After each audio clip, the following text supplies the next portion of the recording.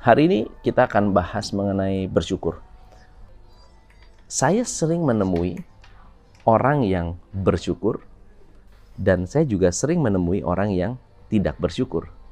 Nah, hari ini saya ingin memberikan Anda perbedaan antara orang-orang yang bersyukur dengan orang-orang yang tidak bersyukur. By the way, syukur itu apa sih? Syukur basically adalah sebuah rasa terima kasih, sebuah perasaan positif, di mana kita menerima sesuatu yang baik dan kita merespons apa yang kita terima. Tetapi yang jadi masalah adalah banyak orang yang tidak tahu apa itu bersyukur. Kok bisa begitu? Karena banyak orang yang tidak bersyukur. Kenapa nggak bersyukur? Karena nggak tahu cara bersyukur. So hari ini kita akan bedah, ada 7 hal yang membedakan orang yang bersyukur dan yang tidak bersyukur. Perbedaan yang pertama adalah orang bersyukur, perasaannya positif. Ketemu dengan Anda, feel-nya positif. Ngobrol dengan Anda, feeling-nya positif. Orang yang tidak bersyukur, perasaannya negatif. Jadi ketemu dengan Anda, itu banyak curiganya. Ketemu dengan orang lain, selalu ada sesuatu yang dicurigai.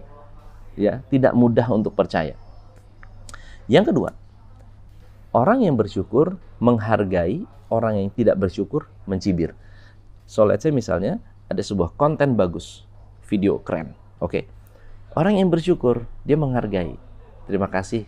Meskipun kontennya jelek, meskipun kontennya biasa-biasa aja, dia bisa melihat hal positif dan bisa menghargai upaya. Contoh, ada anak. Hari ini anak saya mengerjakan tugasnya tetapi tidak tuntas. Pertanyaannya adalah kita bisa merespon dengan bersyukur dia mengerjakan tetapi tidak tuntas atau mencibir kerjaan yang belum tuntas. Dengan karyawan juga sama. Anda bisa menghargai pekerjaan yang selesai atau Anda bisa mencibir pekerjaan yang tidak selesai. Orang-orang yang bersyukur cenderung memutuskan untuk menghargai apa yang sudah dikerjakan meskipun belum sempurna daripada mencibir hal-hal yang belum dilakukan. Oke, itu yang kedua. Yang ketiga, orang yang bersyukur melihat faedah dari setiap hal. Orang yang tidak bersyukur melihat masalah dari setiap hal. Saya selalu mengatakan begini, orang yang bersyukur melihat faedah dari setiap masalah. Orang yang tidak bersyukur melihat masalah dari setiap faedah yang diterima. Jadi dia dapat faedah nih, selalu lihatnya, kok cuma begini? Cuma makan begini doang. Cuma begitu doang. Cuma begini doang. Itu semua adalah orang yang tidak bersyukur. Melihat sebuah seminar atau workshop. Orang yang bersyukur akan bilang, sejelek apapun workshop ini saya bisa mendapatkan manfaat. Tetapi orang yang tidak bersyukur datang ke seminarnya Tony Robbins bilang, Tony Robbins cuma begini doang. Oh my God, Tony Robbins yang begitu hebat, yang luar biasa. Dibilangnya cuma begini doang. Oke.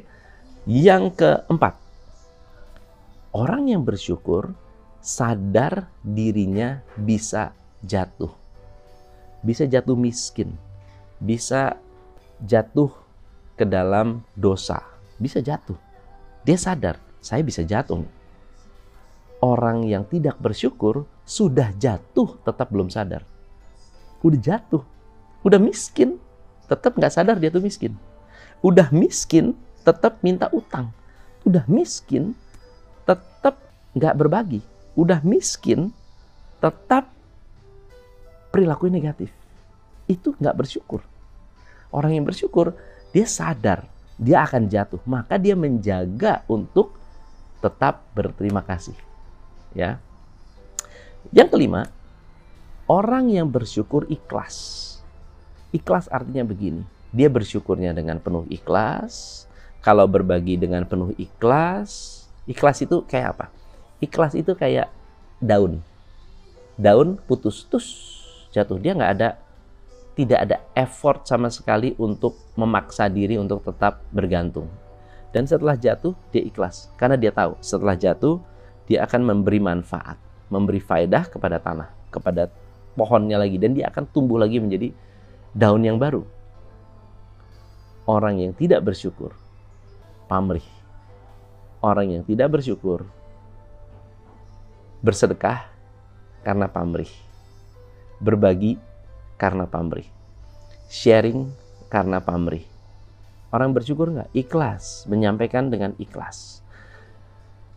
Saya seringkali dapat cibiran. Ada orang bilang gini, coach cuma bisa ngomong doang, dan dibilangnya saya penjual ludah. Lalu kemudian ada yang mengatakan bahwa kalau ngomong itu gampang. Saya tidak pernah berusaha untuk membalas, tapi saya menjawab dengan baik-baik. Kenapa? Karena saya tidak merasa bahwa menjawab dengan tidak baik itu akan memberikan kebaikan. Oke? Saya nggak merasa itu. Saya juga tidak merasa bahwa kalau saya menyampaikan hal yang negatif akan memperbaiki orang tersebut. Jadi, saya bertahan untuk ikhlas berbagi. Oke? Apapun yang orang lain katakan. So, ikhlas lawan pamrih. Yang keenam, orang yang ikhlas punya perasaan cukup. Orang ikhlas, perasaannya itu cukup. Makan cukup. Saya tidur cukup. Punya kekayaan cukup. Ada bisnis cukup. Merasa cukup adalah sesuatu yang fulfilling, membahagiakan. Orang yang tidak bersyukur selalu merasa kurang. Hari ini apa? Makanan kurang.